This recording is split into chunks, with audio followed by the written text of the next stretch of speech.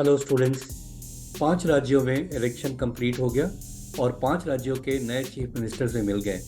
आज अभी थोड़ी देर पहले ही डिसाइड हुआ राजस्थान के चीफ मिनिस्टर।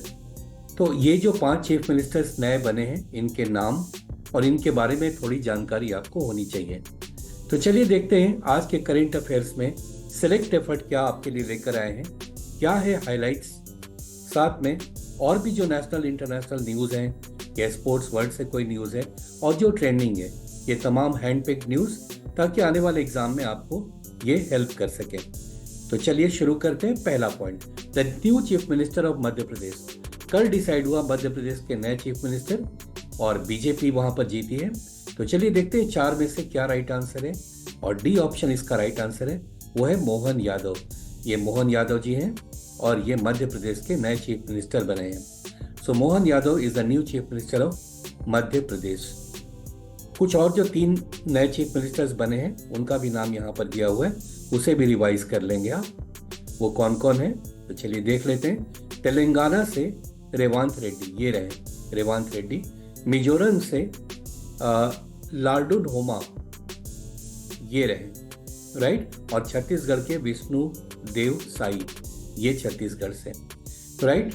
और थोड़ी देर पहले ही डिसाइड हुआ राजस्थान के चीफ मिनिस्टर, तो चलिए वो भी देख लेते हैं। तो the new chief minister of Rajasthan, इनमें से कौन बने हैं?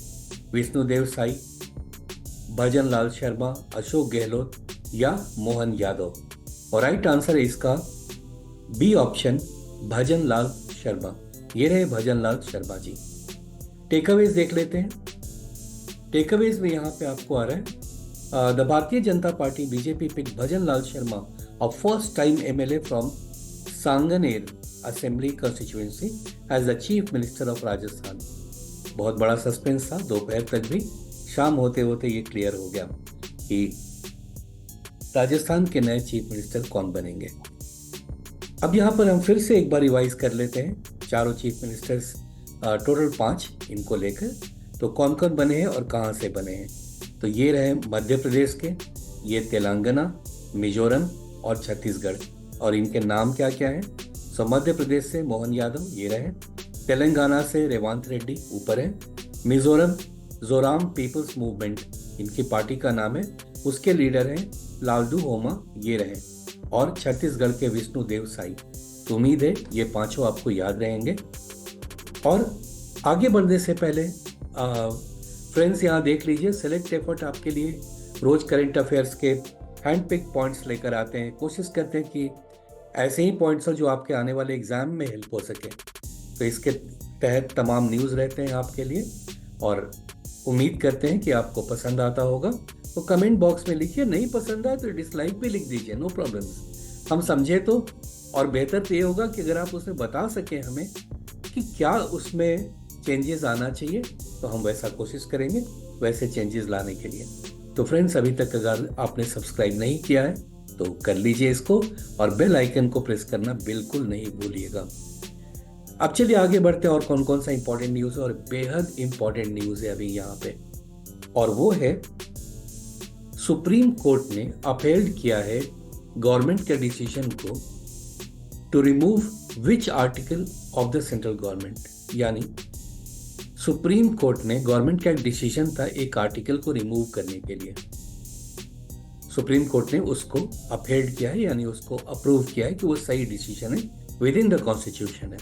तो किस आर्टिकल की बात हो रही है यहाँ पे? तो ये राइट आंसर है ए ऑप्शन, आर्टिकल 370, जो जम्मू कश्मीर में लागू था। टेकअवेज देख लेते हैं। On 17th of October 1949, Article 370 was included in the Constitution of India, which gave special status to Jammu and Kashmir.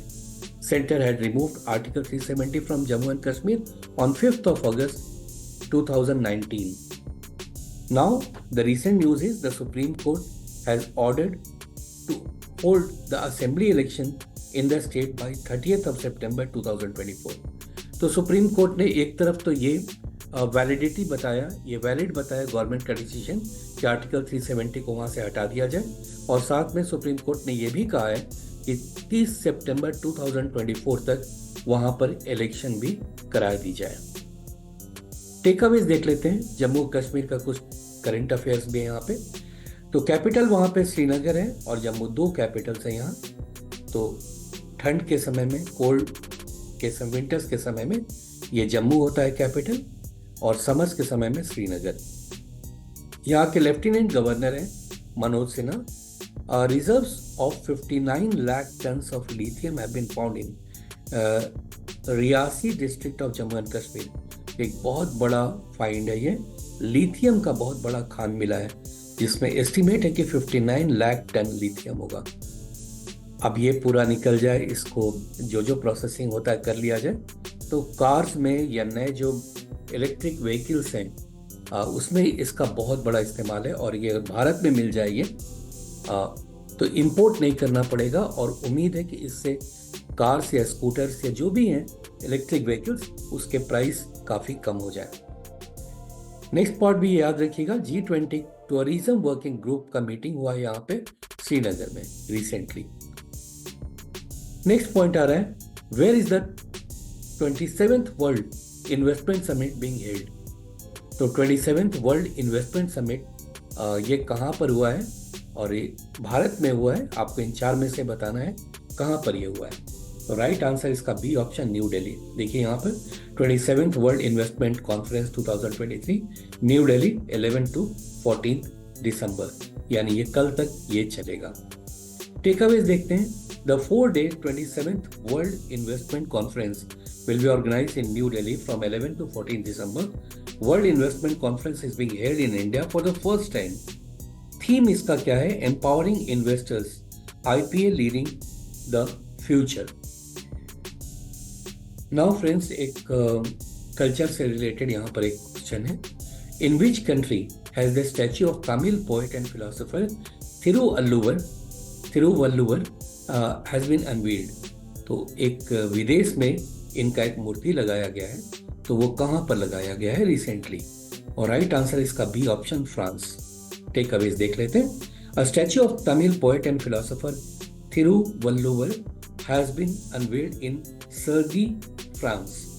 PM Modi said that the statue of Thiruvalluvar in Sergi, France is a beautiful testimony of our shared cultural ties. तो friends, आप पहुंच गए हैं, थोड़ा सा revision कर ले। 2023 के कुछ स्पेशल पॉइंट्स हैं, उसे आप याद रखिएगा। और यहाँ पर आ रहा है मेजर कॉन्फ्रेंसेस जो हुए हैं 2023 में। Bio energy summit 2023 venue new Delhi. Global Buddhist summit 2023 new Delhi. Again G20 summit new Delhi. तो पहले तीन तो वेन्यू न्यू दिल्ली से, bio energy summit, global Buddhist summit और G20 समिट। उसके बाद देखिए यहाँ 7th इंटरनेशनल धर्म धम्म कॉन्फ्रेंस, ये भोपाल मध्य प्रदेश में हुआ। ब्रिक्स का summit 2023 Johannesburg South Africa. G7 summit 2023 Japan में। 42nd ASEAN summit 2023 Indonesia. और क्वाड का समिट 2023 हिरोशिमा जापान में। तो फ्रेंड्स, ये सारे पॉइंट्स को आप रिवाइज कर लें। आने वाले एग्जाम में हम पूरी उम्मीद रखते हैं कि इसी के तहत आपको क्वेश्चन मिलेंगे। Thank you so much for watching.